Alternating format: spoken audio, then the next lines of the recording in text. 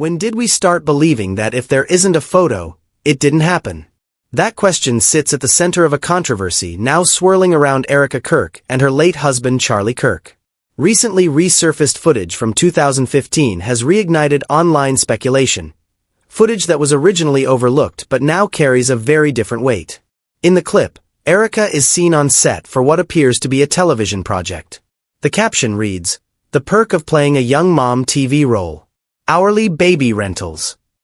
On its own, that line could be harmless, perhaps even humorous. Film productions frequently hire infants through agencies for short-term shoots.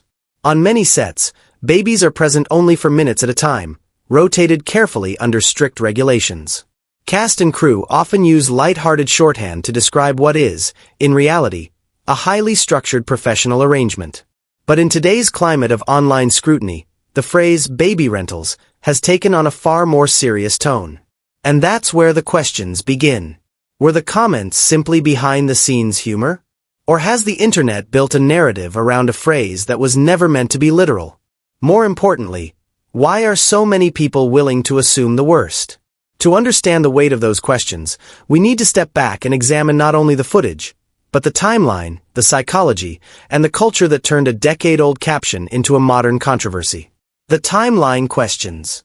Speculation intensified when observers began pointing out inconsistencies in public timelines regarding Erika's pregnancies. She previously stated she underwent 2 C-sections and wasn't sure about expanding her family further.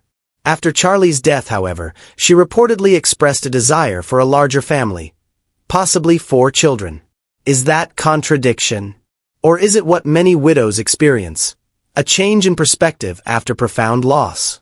Grief does not preserve people in emotional amber. It rearranges them. It can intensify longing. It can amplify unfinished dreams. Can transform hesitation into urgency. When someone loses a spouse unexpectedly, especially in a highly public and violent manner, their sense of time shifts. The future they imagined fractures. In that space, people often cling to symbols of continuity, children, legacy, family growth. So when Erika spoke differently about family size before and after tragedy, was that inconsistency? Or was that human evolution under extraordinary stress? People's views about family often evolve, especially after tragedy. But critics didn't stop there. They noticed something else, an absence of publicly documented pregnancy photos. In an era where celebrities share everything, from meals to medical appointments, the lack of visible pregnancy images struck some as unusual. Is it reasonable to expect public figures to document their bodies for public validation? Or have we grown so accustomed to oversharing that privacy now feels suspicious? The ultrasound clip. Adding fuel to the fire was a brief ultrasound video circulating online. Observers questioned the name displayed on the screen. Instead of Erika Kirk, the image reportedly read, Erica France. Some pointed out that medical imaging typically lists last name first, and that a birth date is often included. Details that allegedly appeared inconsistent. But here's a crucial question. How many of us fully understand how every hospital formats its imaging screens? Are variations automatically evidence of deception? Medical systems differ across states, across hospitals, even across departments within the same hospital network. Maiden names may appear. Hyphenated names may be truncated. Formatting can change after software updates. Anyone who has dealt with insurance paperwork knows how inconsistent medical labeling can be. Individually, such details might mean little. But when viewed collectively, they fueled a wave of online doubt. And that leads to a larger issue. How small anomalies, when stacked together, can begin to feel like patterns. Pattern recognition or pattern projection. Human beings are wired for pattern recognition. It is a survival mechanism. We connect dots. We anticipate threats. We construct narratives from fragments. But what happens when the dots are incomplete? The mind doesn't like gaps, so it fills them. A missing photo becomes meaningful. A different last name becomes suspicious. A resurfaced caption becomes prophetic. But are these genuine patterns, or are they projections shaped by distrust? When we look at public figures, especially those associated with strong political or ideological identities, do we unconsciously look harder for cracks? Privacy versus public persona. Erika has stated she intentionally kept her pregnancies private. According to her explanation, stepping away from public visibility was a deliberate decision to protect herself and her family. Yet critics argue this doesn't align with her overall public presence. Before and after those pregnancies, she maintained a highly visible profile. Following Charlie's assassination, she shared emotional footage, allowed memorial merchandise, and participated in highly public tributes. So skeptics ask, why complete silence during pregnancy, yet openness during tragedy? Is that inconsistency? Or is it simply how grief reshapes priorities? Privacy isn't always linear. People reveal some chapters of their lives and guard others fiercely. Pregnancy can be physically vulnerable. It can be medically uncertain. It invites commentary about weight, appearance, health, and speculation about due dates. For some women, that scrutiny feels invasive. Tragedy, however, is different. In the aftermath of a public assassination, silence can feel impossible. The world is already watching. The cameras are already there. Is it possible that pregnancy felt like something to protect, while grief felt like something impossible to hide? The rented babies theory. The resurfaced 2015 clip reintroduced a controversial theory that the children shown publicly may not have been biologically hers. Let's be clear, there is no verified proof supporting that claim. It remains speculation. But the internet doesn't operate on verified proof alone. It operates on pattern recognition, suspicion, and crowdsourced detective work. If, hypothetically, someone attempted to fabricate pregnancies, it would likely require coordination. A spouse would presumably know. Medical professionals would be involved. Family members would be aware. Close friends would notice. Documentation trails would exist. Which raises an obvious question. Is it plausible that something so complex could remain undiscovered? Or are online communities sometimes drawn to dramatic narratives because they feel more compelling than ordinary explanations? A quiet, medically complicated pregnancy is mundane. A hidden surrogacy conspiracy is riveting. Which story spreads faster? The psychology behind public doubt. For a mature audience, perhaps the deeper story isn't about Erika at all. It's about us. We live in an age where authenticity is currency. Yet we're also conditioned to distrust what we see. Social media has exposed curated lifestyles, staged content, filters, PR strategies, and monetized vulnerability. As a result, skepticism has become a reflex. But where is the line between healthy skepticism and conspiracy thinking? If a public figure doesn't share enough, we question them. If they share too much, we question them. If they monetize grief, we question them.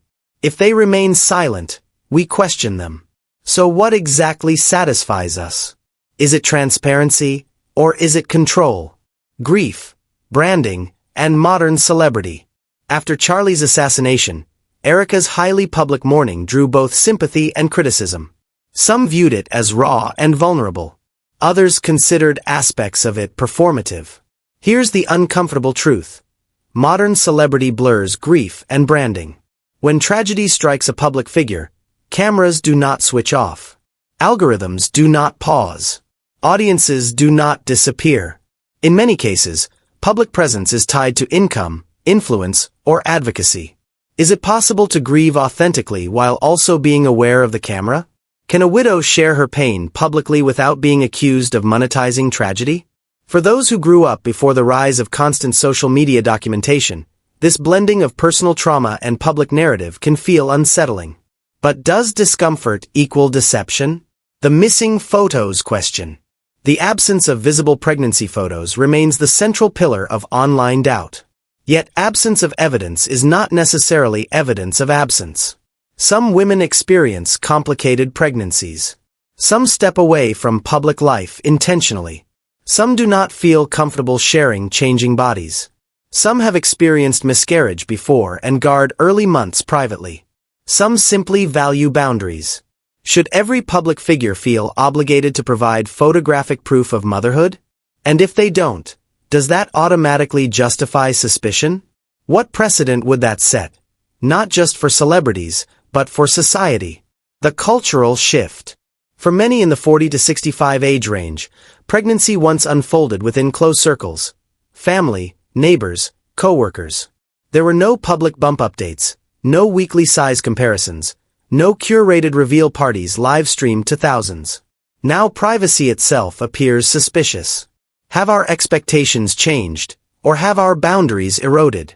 Are we measuring authenticity by volume of content? And if so, who decided that standard? Narrative construction in the digital age. The resurfaced baby rental caption may have been an innocent industry joke. It may have been poorly worded. Or it may simply have been taken out of context years later. But the speed with which speculation spreads tells us something important. In today's digital world, narratives are built backward.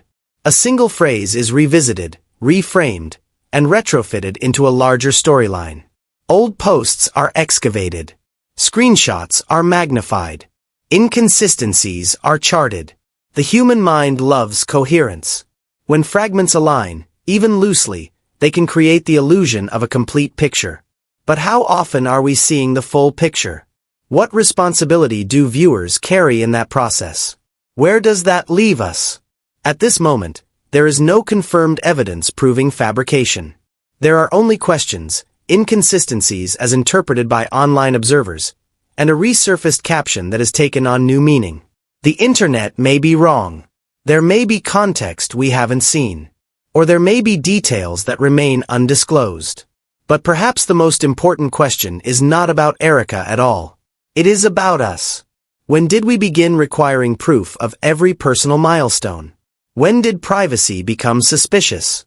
When did a missing photograph become more persuasive than lived testimony? Healthy skepticism protects us from manipulation. But unchecked suspicion can distort reality just as easily. So as this debate continues to unfold, perhaps the real challenge isn't solving a mystery. It's examining our own standards. Are we seeking truth? Or are we seeking a story dramatic enough to hold our attention? And if tomorrow new evidence emerges, either confirming or refuting the speculation, will that truly settle the matter? Or will the questions simply evolve? In an age where visibility defines legitimacy, maybe the deeper issue is this. If something meaningful happens outside the frame of a camera, does it still count? And more importantly, why have we started doubting that it does? Thought experiment first. When we gather around a story, especially one that smells of scandal, grief, and politics, what are we actually chasing? Truth. Entertainment. Reassurance that the world still makes sense? Or merely the rush of watching a narrative snap into place, neatly explained and emotionally satisfying? This is not idle philosophy. It's the question that sits at the center of the controversy now gripping many viewers. Was the life and death at the heart of this saga a straightforward personal tragedy, or a carefully managed public story that's starting to fray at the edges? Consider the actors that pushed this debate into the spotlight. Candace Owens, who amplified an eyewitness claim, Andrew Calvert, who released a photograph intended to settle doubts, and the organization behind much of the public-facing narrative, Turning Point. At the center of it all are two names we owe careful treatment to, Erika and Charlie, and a locale mentioned at the edges of the story, Fort Wooka. From the outside, the sequence of events that launched this tangle was deceptively simple. An eyewitness claimed that Erika had been seen at Fort Wooka days before Charlie's death, a high-profile commentator amplifying that claim, and a prompt rebuttal in the form of a photograph, presented publicly as proof that Erika had been home with her children. Case closed, or so the story intended. Except the image didn't read that way. It read like a prompt. Why does the boy in the photo look older than the publicly stated age? How could a child reportedly born in May 2024, about 16 months at the time this image was meant to represent, appear to be a 3- or 4-year-old? If you've held a toddler and then later held a preschooler, you know the difference. The leaner proportions, the gait, the clothes size, the way they fix their attention on a camera. Those are not details you want to chalk up to growth differences without evidence. They're the kind of small flesh and blood facts that invite closer inspection, not easy dismissal. Let's widen the frame and look at the pattern, because isolated oddities become framed narratives only when they repeat or cluster. Timeline and visual evidence. The photograph, released as documentary proof, became the flashpoint. Viewers asked practical, forensic questions. Was metadata preserved? Did the image carry EXIF data showing creation date, device model, geolocation? Was the background consistent with an at-home setting on the claimed date? These are routine inquiries today. They're not conspiracy mongering. They're the basic, modern equivalent of asking for a receipt. And when the answers were slow or incomplete, suspicion grew. In that silence, an entire train of speculation can build. Was the photograph taken earlier and repurposed? Was an older child posed or labeled as someone else's? Or, more troubling for those who pay close attention to narratives, was the image assembled to support a timeline that didn't exist? Public omissions and conversational patterns. Erika's public voice is a study in emphasis. She speaks often, sometimes movingly, about motherhood, about its primacy, about the moral and personal centrality of raising children. She tells stories about a daughter, milestones, bedtime rituals, the private tenderness of daily care. But references to a son are rarer, almost conspicuously so. When someone who frames their public identity around family consistently omits one of their children from public storytelling, viewers notice. Again, that's not proof of anything nefarious on its own. It could be privacy, it could be protective instinct, or it could be the awkwardness of grief. But patterns invite questions. Why omit? Why not a single photo, a single anecdote? The shifting domestic narrative. Earlier public statements included an explanation that multiple C-sections had shaped Erika's reproductive choices, that the physical toll and medical risk had given her pause about expanding a family further. The detail about a C-section is medically procedural and, when shared by many women, often comes with talk of recovery, scar tissue, and medical counsel. Instead, at one point she offered an anecdote, strikingly theatrical, about Charlie having seen her organs during surgery. It's a line that arrests the listener because it's so unusual. It moves the conversation away from the ordinary medical realities to an almost performative image. Then, over time, the hesitancy softened. The narrative shifted to a shared dream. She and Charlie always wanted 4 children.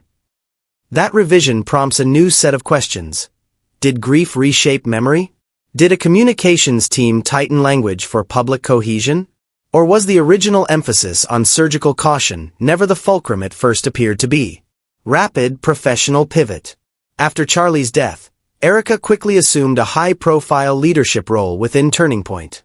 She accepted television interviews, booked speaking appearances, and presided over photo sessions.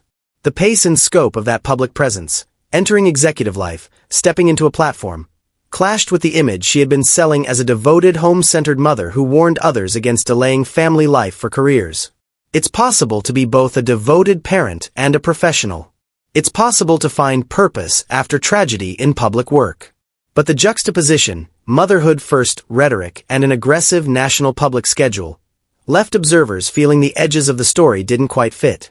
So what should a careful observer do when these threads tangle?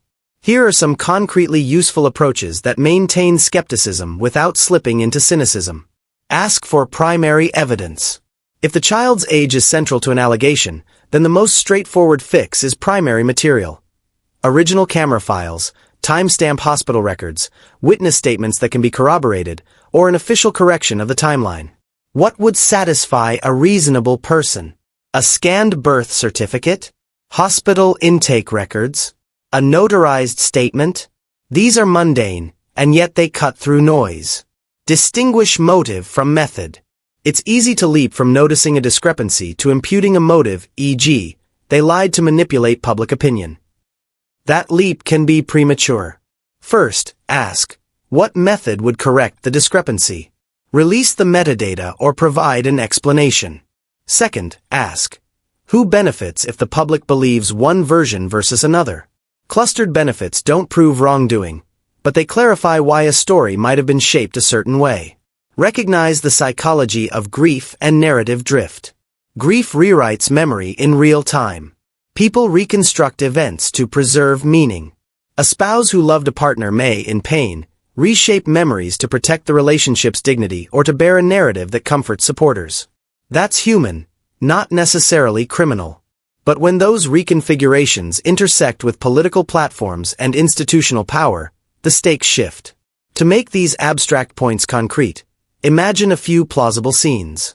Picture a late summer living room, a pile of children's shoes in the entryway, a half-folded blanket on a couch, a framed family photo on the mantel, generic, intimate signs of ordinary life. A camera phone on a coffee table, the lens catching the afternoon sun through gauzy curtains. A young boy has just learned to balance on a sofa arm, a toddler's belt undone, cheeks flushed from play. Someone, maybe Erika, maybe a relative, calls for smiles and, within the habitual confusion of household photography, a snapshot is taken. Now imagine that same snapshot months later, cropped and published in a glossy press release intended to create a tableau of familial normalcy on a very precise date.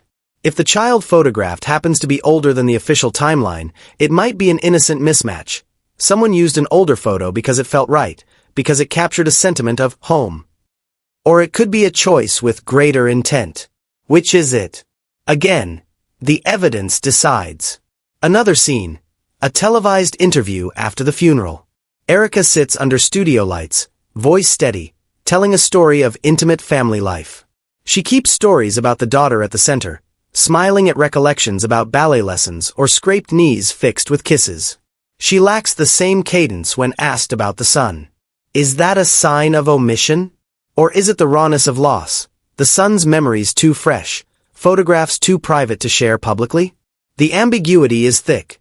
Different viewers interpret it by the light they bring to it. Let's examine the machinery of modern publicity, which is relevant to any assessment of motive. Political organizations know very well how to craft an image.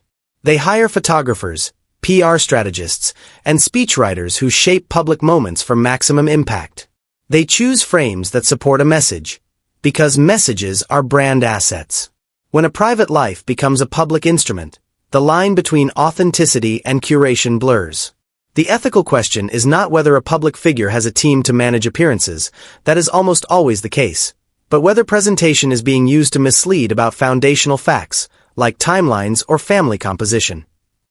So what would count as honest, responsible remediation by someone in Erika's position, especially if small mistakes had been made? A few things stand out. Proactive clarification. If the image was older, say so, and explain why it was used. People forgive honest explanations.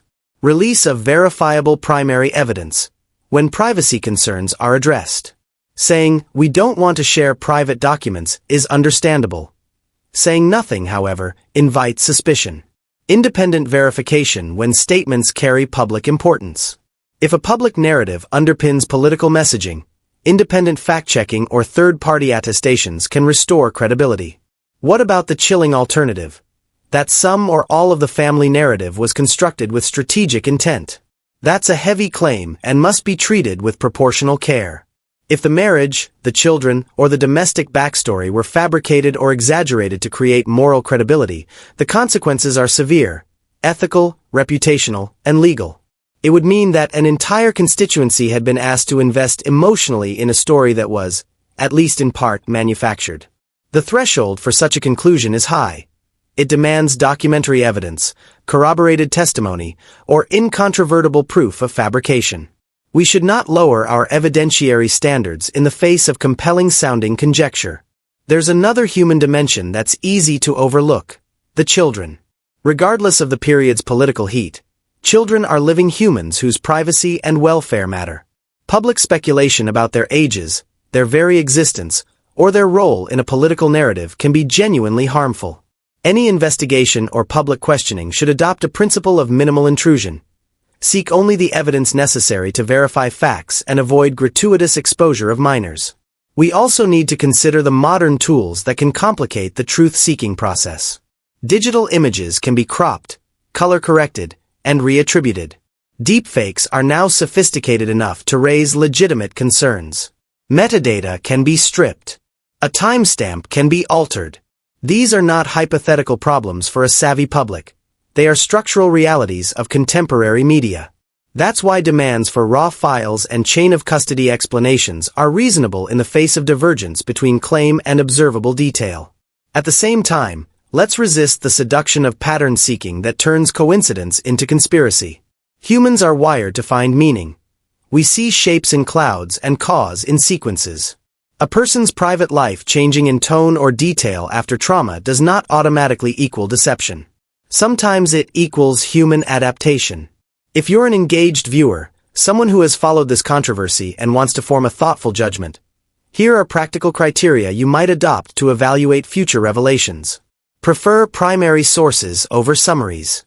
A hospital record, a time-stamped raw image file, or a notarized document carries weight. Secondary retellings less so. Look for corroboration across independent sources. Multiple witnesses who can be independently verified are more compelling than a single statement. Assess motive and proximity. Who gained from the narrative being presented? Who had the means to alter or shape it? Motive doesn't equal guilt, but it focuses inquiry. Demand clarity on privacy lines. When minors are involved, insist that requests for verification minimize exposure and protect safety. Hold institutions accountable. If Turning Point, or any other organization, disseminates material that makes factual claims, it's reasonable to expect that organization to produce supporting evidence or to accept independent review. Finally, ask yourself what kind of public life you wish to support. Do you want leaders who answer awkward questions with candor? Do you want institutions that prioritize transparency? Or are you comfortable with curated images that serve persuasion even if they occasionally stray from documentary exactness? The temptation to close the case quickly is powerful. It relieves cognitive dissonance and restores narrative simplicity. But in the long run, the health of public discourse depends less on easy comforts than on patient verification. We should want the same thing from our leaders we ask of our own memories and relationships. Honesty, or at least the willingness to correct the record when errors are found. So when new information arrives, whether it's an EXIF file, a notarized birth record, a third-party eyewitness statement, or a sober press clarification, evaluate it against those standards. And meanwhile, hold a posture of curious restraint. If someone's brand rests on family values, it's fair to demand that the facts underlying that brand be clear and available. But fair inquiry should also be humane, proportional, and protective of those who are vulnerable by virtue of age or grief. To close, return to the earlier question, and let it be a practical litmus test. What evidence would satisfy you? What would you accept as a genuine explanation rather than a plausible-sounding story? Would you require the raw photo file with preserved metadata? A sworn affidavit from the FODG? A public release of redacted hospital records proving birth dates? Or would a careful, specific public correction suffice? One that acknowledges an error, explains why it happened, and lays out steps for independent verification. Answer that for yourself first, because the level of skepticism you apply should be proportionate to the stakes and the evidence. And if you conclude that current answers are insufficient, ask for more, firmly, politely, and without defaulting to innuendo. In the end, this controversy is more than gossip. It's a practical test of how we evaluate truth claims in public life. The balance between reasonable skepticism and the human need for narrative. The test asks us to be neither gullible nor reflexively cynical, to demand evidence, to protect the vulnerable, and to insist that those who make moral claims live up to the basic standard of clarity. If they cannot or will not do that, then the movement they represent will face the very erosion of trust its rhetoric warns against. So, what standard of transparency do you think is fair here? And what piece of evidence, concretely, would move your judgment?